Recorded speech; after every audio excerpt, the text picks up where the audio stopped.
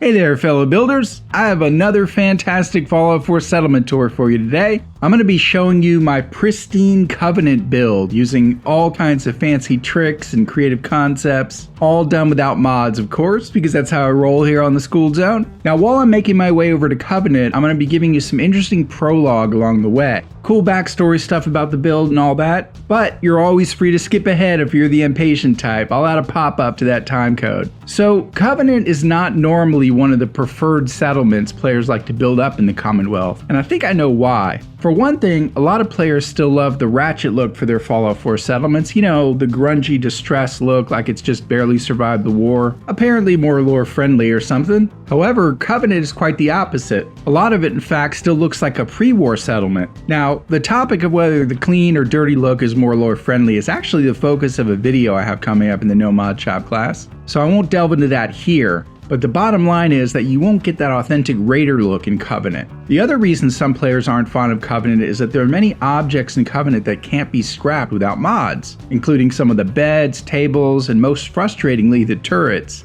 Now, many of you already know there's a quest you need to complete in order to unlock Covenant as a settlement, and it involves either siding with the original residents or turning against them. If you turn against them, the turrets will turn against you too and force you to destroy them. However, all the smoldering scrap piles that remain of the turrets once they're destroyed for some unfathomable reason can't be removed or replaced. Now, most players opt to turn against the residents because they make a snap judgment about the intentions of the residents. However, if you side with the residents instead during the human error quest, the residents remain friendly and the turrets remain intact. Now, if you happen to be new to Fallout 4 or haven't done that quest yet, I'm going to be giving some spoilers here. Just a fair warning if you want to skip ahead. Okay, so here's the reason I chose to side with the residents and keep the town friendly and intact. And this is just my take on the quest. You're welcome to disagree. So, Honest Dan's entire premise is actually based on lies. Amelia is, in fact, neither Old Man Stockton's daughter nor human. And the residents of Covenant were right all along. She is a synth. Honest Dan jumps to the conclusion that the town is some satanic cult that just randomly kills caravanners or something. He's also not willing to engage in any diplomacy with Dr. Chambers. Now, admittedly, their testing procedures are rough, but the truth behind the residents of Covenant is that their friends and family were previously killed by Institute synths. So they became like vigilantes against the Institute and ferret out synth infiltrators before they corrupt other settlements. So in a way, their intentions are actually pretty noble. And if you first thought, well, murder is cruel, gotta save Amelia, keep in mind that Honest Dan is willing to murder all the guards and later everyone in Covenant, and he kind of forces you to do it while he goes back to get paid. So in effect, he's really more of a mercenary than a detective. And all the while, Amelia is not even Stockton's real daughter and turns out to be a synth. And Stockton knows it too, and he just selfishly wants the likeness of his daughter around him, like a memory toy or something. Now, Bethesda is known for making many of its quests morally gray, where there's often a fine line between who's right and wrong, and you just have to play it the way you want it. In this case, though, they named the quest giver Honest Dan and made Dr. Chambers almost like a Dr. Mengele type character. In retrospect, that seems a bit skewed actually, and it's easy to see why most players would side against Covenant on their first playthrough. And it doesn't help the case for Covenant by making all the residents overly happy to the point of almost being creepy. I mean, that's kind of the vibe they were going for, so you'd be weirded out and all, like some kind of murder mystery or invasion of the Body Snatchers plot happening around you. So if you're one of the players that ended up with Covenant and smoking ruins and bodies strewn about that won't despawn, then don't feel bad. You were sort of nudged a bit in that direction. However, I actually did something interesting in my playthrough of the quest. Before choosing whether or not to side with Honest Dan or Doc Chambers in the compound, I went up to the cell holding Amelia and I took a pickpocket look in her inventory. Sure enough, there was a synth component. So it's possible Honest Dan was lying and or Amelia was lying, although she's most likely a memory wipe synth. But either way, Doc Chambers was telling the truth. So I took a leap of faith and sided with her. Long story short, that's how I justified it in my playthrough and how come my Covenant build is going to look all intact with the original residents still alive. Well, except for the mayor. He was really annoying, so I took him out. Now I'm the mayor, and now I can end the caravan raids, you know, in my headcanon and all, and reform the town into a welcoming little oasis in the Commonwealth. Anyway, I kept the basic structure of Covenant intact with this build, but added a lot of ambiance, some neat building tricks, and a lot of new decoration. But I imagine there's going to be 3 types of players viewing this build. The first type are the people who aren't familiar with Covenant at all and are going to think I totally use mods because So many things are going to seem impossible with just the vanilla assets. The second type are the people who are vaguely familiar with Covenant, and they're going to think I really didn't change that much or add to the original layout. And then the third type who are extremely familiar with the original Covenant, and they're going to notice all the subtleties and variations added and will be impressed by the amount of work it took. I'm ready for all three types in the comments. It's all good, any way the cookie crumbles. But the reason I'm showcasing this settlement now is because there are a lot of things included that'll be part of the double black diamond lessons coming up later this month. So if you have questions about how I did anything in the build, just know that a lot of things will be covered in upcoming lessons. Feel free to leave any questions or comments you want, of course, but I'll be covering just about everything I haven't already covered in future videos. And here we are, folks, my version of Covenant.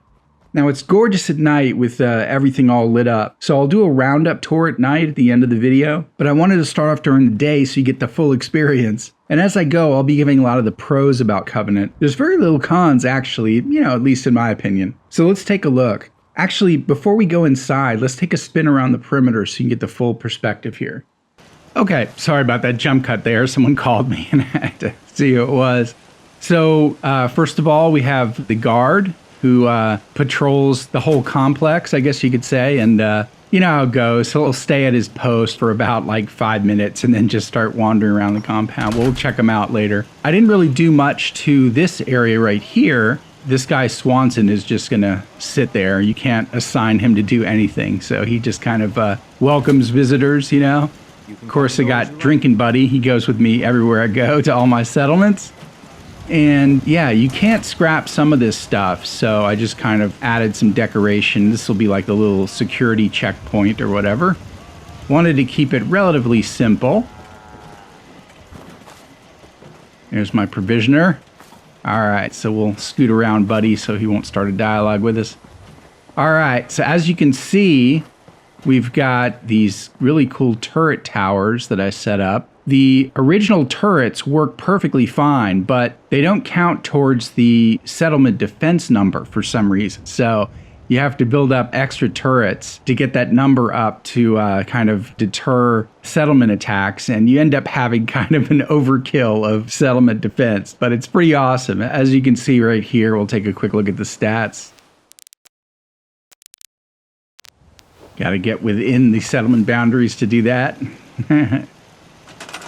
Okay, there we go. So as you can see, there's 11 people, 12 food, 13 water, 100 power, and 111 defense. So let's go ahead and take a swing around here.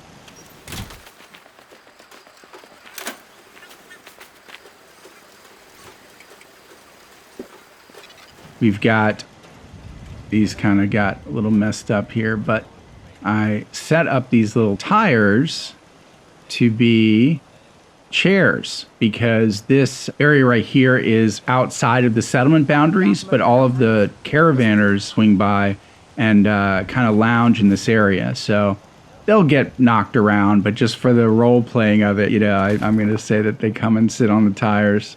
With mods, you can probably extend the radius out a little bit and build like a real campfire and all that stuff, but not with the vanilla assets. Okay, got a laser turret right there with the green light, meaning all's well.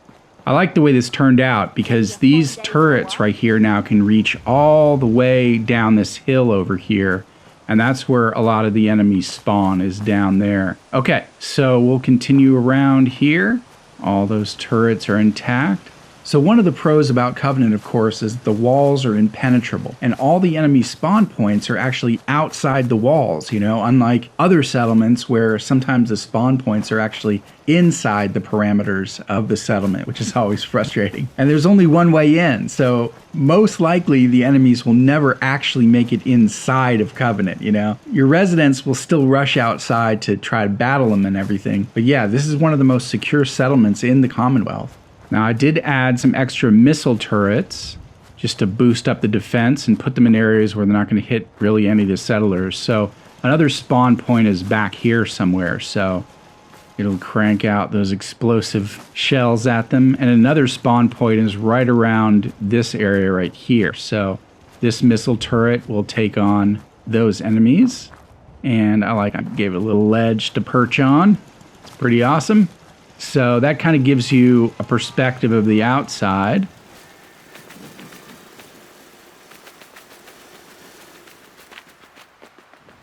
Buddy's so funny. He always walks to the edge of your settlement, almost like he's walking away, you know?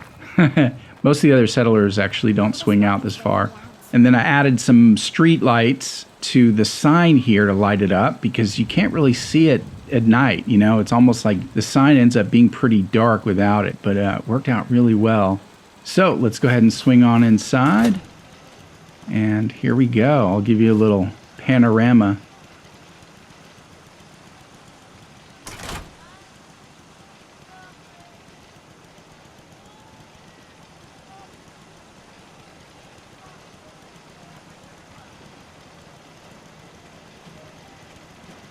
Okay, cool. All right, so we'll start around this side here. And I don't have anything really going on over here. Oh, except for this spotlight, which is all hooked up wirelessly. And I used my automated spotlight glitch deterrent there so that it never duds on you like they do without that. Okay, so here's the first house within Covenant. And comes with this bed and also these bunk beds right here. So one of the pros about Covenant is that these beds right here, this is the double bed that I made myself in my last video, but these double beds actually count as 2 beds. And these bunk beds also count as 2 beds. So 2, 4, 6 beds just in this one house right here. Okay, put a little radio, some paintings, decoration, a little newspaper reading. And yeah, hooked up some lights. I like the lighting scheme that I got going on here because I actually made this light right here look like it's functional. This light is normally dark, but with some little lighting trickery behind the walls there, I made it look like it's lit up. Yeah, I got a colored light there. And let's see what else. We got a little coffee pot for some morning coffee there. Okay, so we'll head around to the next house. There's a kitty around here wandering around. You'll see it in a second. But put a little kitty bowl there. Still wanders around wherever it wants. But yeah, I left these mailboxes and the little cartons of milk because it kind of, if you scrap these, you can't replace them. So it's kind of what I did. Oh, and I have a little trash can and a kickball down here in case anybody wants to play some kickball in this wide open courtyard. Yeah, that's the thing I did. There's the kitty. I left the main area here, the concourse here, sort of open because, you know, it's good to have space. I don't like builds that are too cluttered, but you'll see I do have a lot of things crammed in here. Okay, so we have a little signpost here, exit that way, first aid that way, and theater that way, which we'll get to. Another thing that's really cool is that all the residents will actively maintain the property, you know, in addition to whatever their other job is. So this guy right here, Ted, I believe his name is, he is assigned to the crops, but he will, you know, take time out to paint the wall and paint that wall and just, you know, repair things around the property. This is a new resident, actually, and another interesting thing about alternate jobs, I assigned her to the scavenging station, and what they'll do is just like the guards with their guard posts, they'll work on the scavenging station for just a bit, then they'll go off and sort of, their other default mode is to patrol the premises, you know? So it's pretty cool. Yeah, here's the cat. The cat actually has a lot more animations and functionality than a house cat that you can get from the cages, you know, if you summon your own cat. So this cat, Dora, it's not listing the name, but Dora is the name of the cat. The cat will roam around. Oh, what's up, buddy? Hey, I hope you realize how much you did for us. I love the look I gave him. He's got this gun that looks like an AR-15 or an AK-47, and I gave him the Covenant guard armor. And another thing I like about these doors, they close by themselves. You know, it's pretty cool. Okay, continuing on. We have a, oh, this door was supposed to be closed so I can reveal the food. Guess some settlers went and got a snack. Okay, yeah, I have a little barbecue area around here. Kind of get a little perspective of it. But yeah, there's the cooking station with an actual barbecue pit with sand and everything. pretty cool. That took some finagling, but it worked out well. I'll maybe try to show you guys how to do that. Fish rack over there, of course, if you want to change out some of the red meat for some fish. Got the food storage shack over here, and as you can see, it's fairly well stocked. Got all kinds of boxed goods, smoked meats, vegetables, utensils, and sugar bombs and stuff for breakfast, I guess.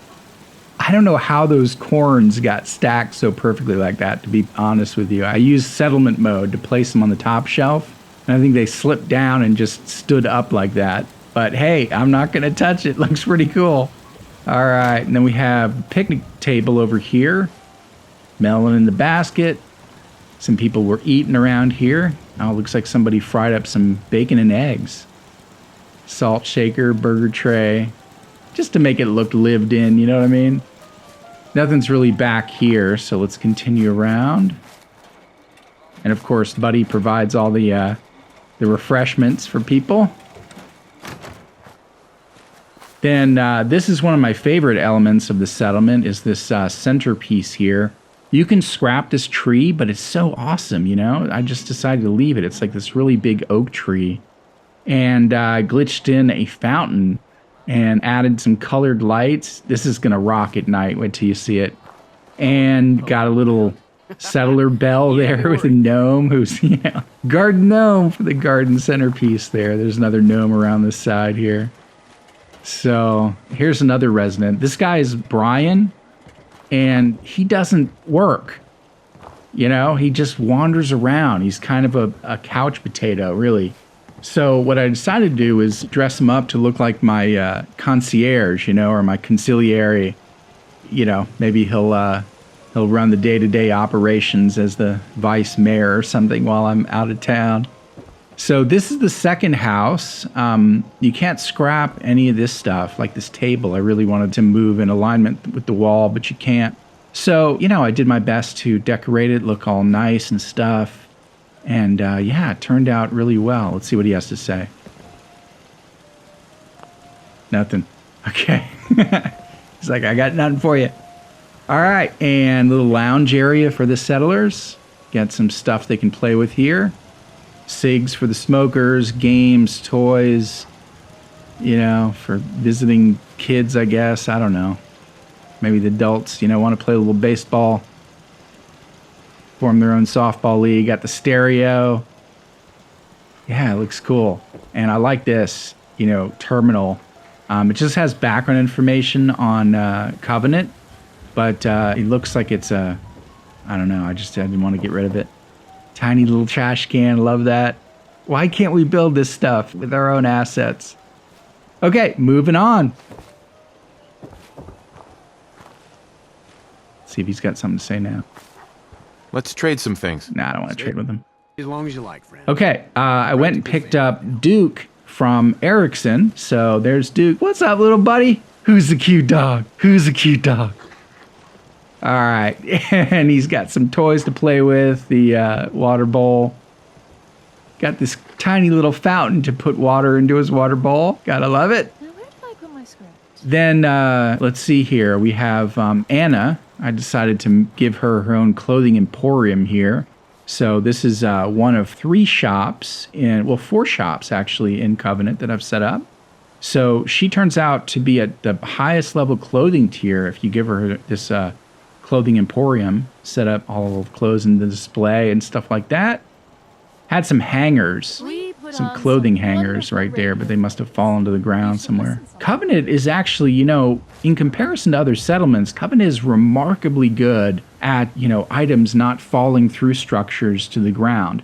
Maybe it has to do with the fact that a lot of this stuff is pre-built, or it may just be that it's a smaller type settlement. I did go over the settlement size limit quite a bit with this settlement. Not quite as much as my Vault 42 build, but yeah, I've had very few objects fall through. I would say probably of all the settlements I've been working on, this one has the least trouble with your junk items falling through. So you're going to see a lot of items that are unique that would be really disappointing if they glitched through to the ground or disappeared. And it doesn't happen as often. Now, it's not a guarantee, so, don't take my word for it. But you'll notice as you build this place up that the items will tend to stay right where you put them for the most part. It's pretty cool. So another one of the pros about Covenant is that a lot of the base structures are already built for you. So, you can save a lot on resources. In fact, if I ever start a new game, this is probably going to be one of the first settlements that I acquire, after the Red Rocket and all, because it would be so easy to use as a starting base, Yeah. Okay, moving on. We've got, well, I'll get to that later with the elevator. Back here, we've got plumbing and the electrical. I'm calling this the septic tank, even though it's actually the water pump. Sunk that into the ground as well as the generator. And I'm imagining these blue trunks here are actually batteries, for storing up the electricity. But yeah, you'll see back here we've got my spider web of wires that are going all underground vis-a-vis my invisible wiring technique. So you won't see a single wire anywhere in the settlement, except of course for the the power lines that come with the original settlement. But yeah, it's going to be a pretty wireless experience here. All right, moving on. We've got the clear weather shell firework mortar here in my weapons bench. I guess this is a little maintenance area back here, for crafting and storage and stuff like that. That's the way I'm imagining it. Okay, we'll get to all this in a minute, so let's keep rolling around. Here's another pro about Covenant. Unlike most common settlers, the original residents actually have nice things to say to you, They're not all down about the post-apocalypse, Talia. Do you need to use my tools? Oh, that's nice of you. Not right now. Okay, and then of course, one of the other cool residents that comes with Covenant is Deezer. So he will always stay right in this spot. So I decided to put a little vending stand right there in front of him, so it looks like he's actually doing it on purpose. And it's got all kinds of refreshments. You can just grab a drink. Ooh, one of them is starting to glitch through there. I'll get that later. But yeah, that's the first time I've seen that with this entire build. Okay, so you've got, candy, funnel cakes, perfectly preserved pie. And then, of course, he gives you free lemonade as well. So it's pretty awesome. It gives you like 50 hit points, no rads. You can get one a day. Kind of rocks. Refreshments. Oh, and then over here, restrooms.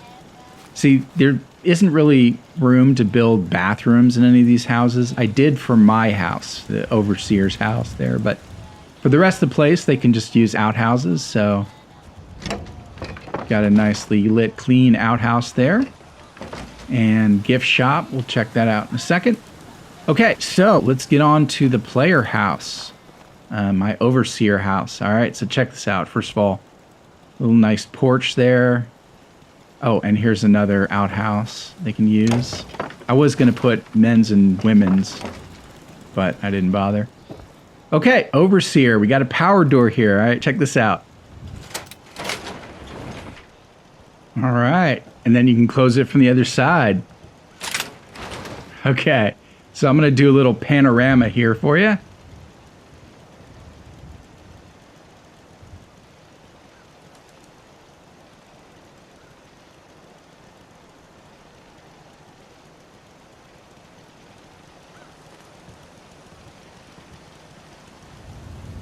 Pretty sweet. All right, so we'll start around this side. Got my little stack of gold there because I'm a baller in this place. Back here you have a little safe that came with the settlements hidden behind this crate, so I left the crate. And this safe is perfectly safe. None of the settlers have taken a single thing out of it, so it's pretty awesome. Over here, got my little unique models display here. And got the double beds, of course. Had to build that. Full king-size bed. Yeah. Let's see here. Got this table with a bunch of magazines to read. There's my silver shroud display. Did this really cool lighting scheme so the silver machine gun would kind of glow like that. And then you have this computer terminal that came with the settlement, so of course I left that.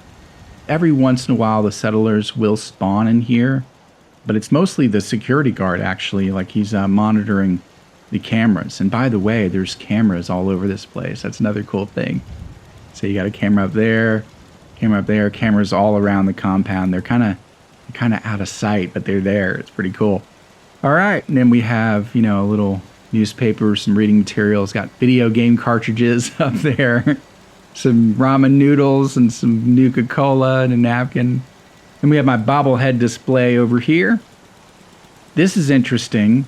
So I don't think any other weapons will do this in the game, but Grognack's axe, if you put it in the corner of a room, let's say you add the weapon display rack across a corner like I did with the silver machine gun over here, and you put Grognack's axe on it, and then you reselect the display rack and move it, the axe will actually look like it's kind of chopping down like that. So it was total serendipity I discovered that, but it looked so cool that I decided to leave it and then put in a mutant hound's head, almost to, you know, insinuate that the mutant hound got its head chopped off or something. But yeah, it kind of adds some dimension to it. It's pretty cool. One of those fortunate accidents.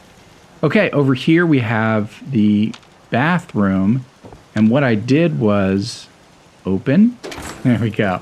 And what I did was I glitched in one of the Vault-Tec rooms in here to give the bathroom some privacy. And then over here we have some mute fruit trees covering that. But yeah, let's take a look at the bathroom. Yeah, I'll just do a little spin around here.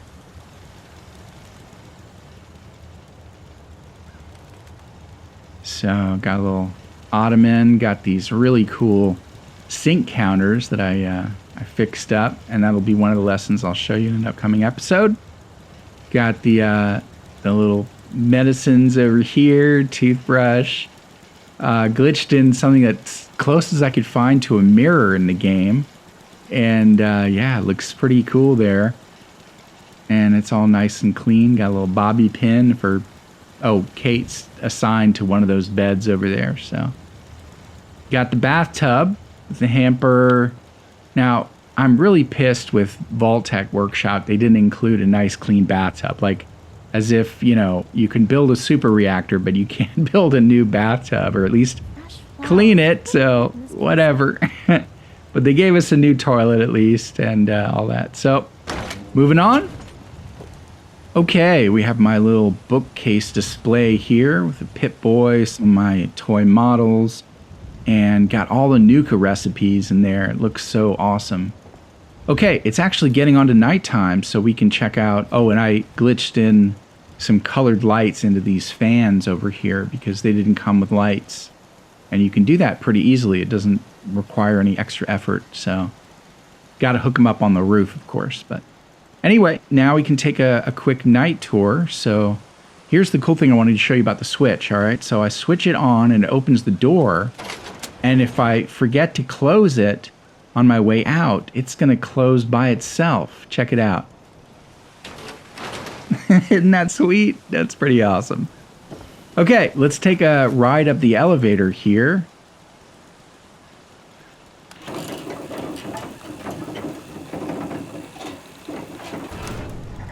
All right, got the balcony with a little outdoor theater here. Isn't that awesome? All right, got the Nuka Orange drink mixer here with some cups. Got the lounge chairs with little shelves for snacks. Kind of decorated it, you know, I wanted to cover up that window, but it turned out really nice. And yeah, so they can come up here and watch movies. See that little slot right there? I imagine they probably have to watch holotapes. You know, there's no broadcasting going on in the Commonwealth as far as TV stations go. But yeah, you know, they can pop in a movie there and watch it. And got another way to get down because settlers can't use elevators. So they do use this, though. They do use these stairs, and I've seen them up here sitting on this couch, drinking and just staring at the TV. It's pretty awesome. Oh, look at that nice moon over there. Oh, and that's another thing that's really cool is that there's birds. You know, these little blackbirds or whatever they are just, they hang out all over your settlement. It kind of adds some extra animation, gives it some extra life. It's pretty cool. That's actually what gave me the inspiration for those flamingos there, you know, even though they're not flamingos, obviously, but it's a little tribute to them. Okay, and here, I'll close this for all my OCD friends out there. All right, so we have the gift shop. This is kind of the general store. I don't know why I put this little mannequin here. This area just kind of felt like it needed something there, and I didn't want to put anything right here in this blank spot because the cat, wherever Dora is right now, the cat actually sleeps on the ground in this spot. So you got to leave that area blank if you want the cat to curl up on the ground and stuff. I think the cat might be in here. No, I don't know where the cat is. There's the cat. Okay, so this is what it looks like at night. Yeah, here's a quick panorama.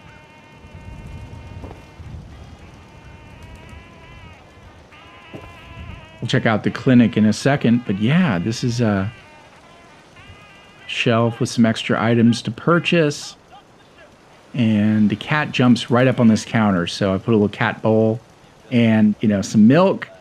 But got all the sundries back there. Everything is stayed. It's amazing how well all those items have stayed on that shelf throughout most of my build, actually. You know, I was kind of testing it with other items, and they stayed. So got several unique items up there that would be sad if I lost them. But yeah, it looks really nice. Got all the nuke varieties up there. I love this cash register, you know, with the charge card, the Nuka-Cola truck, caps only. Got a little breakfast nook here, so you can pick up some pastries, fruit bowl, there's a toaster, espresso machine, you know, so settlers will actually use this couch and drink coffee and stuff. Got a safe over there. I don't use it myself, but we'll assume it's for Penny. And got my giant Vim bottle, which also travels with me to all my settlements. This is the clinic, and the reason I kept it a clinic is because one of the residents is a doctor.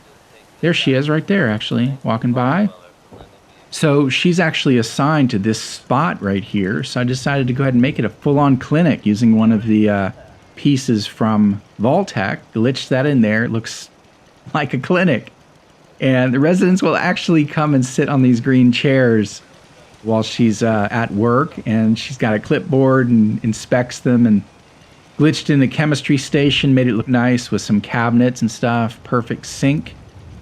Gotta love that. The perfect sink on top of the chemistry station. Just rocks.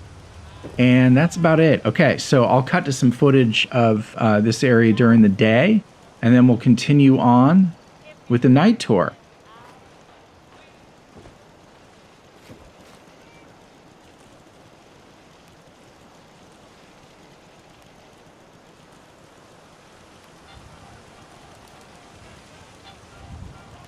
Enjoy your stay. Hey, Penny. My favorite shopper. Need anything? What's in stock? You won't find better quality anywhere.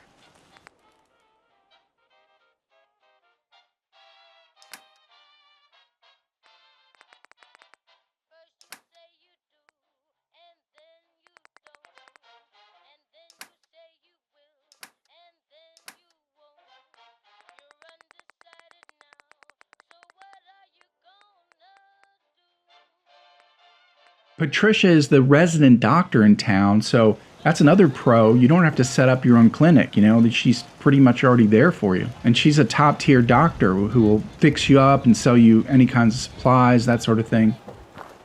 Okay, and got the little Red Cross. Didn't really do anything back here, but you can see the piece of the clinic there. So this is the maintenance area where Talia works. So she kind of, I don't know what, she's the mechanic of Covenant or something. I just left her whole tool shed intact there. Added an ice machine, scavenging station with a lantern on it. And then this is the bar, the Cove. Get it? If you guys get it, leave a comment down below. And there's Penny. So yeah, it worked out great. Buddy hangs out in here, gives people extra beverages. He's like the shot girl of the cove. But it's awesome because when it's time to close up, I can just close up the bar from here after everybody's gone to sleep. Open it back up.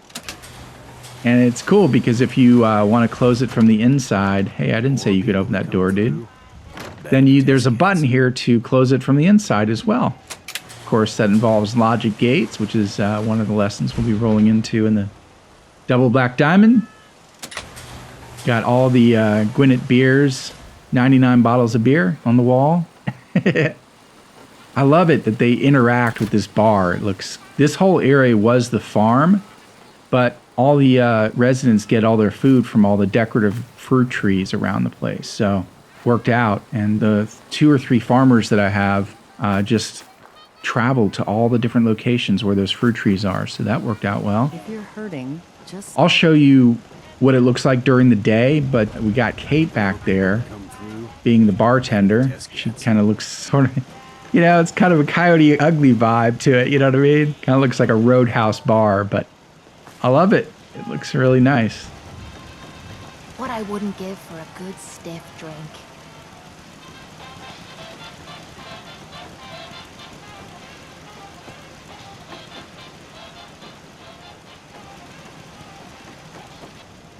And got slight maritime theme there. Of course, I didn't want to cover up the turret, so I left a little moon roof sort of thing over there. But yeah, looks good. And then we'll take a swing outside again and look at the whole thing at night.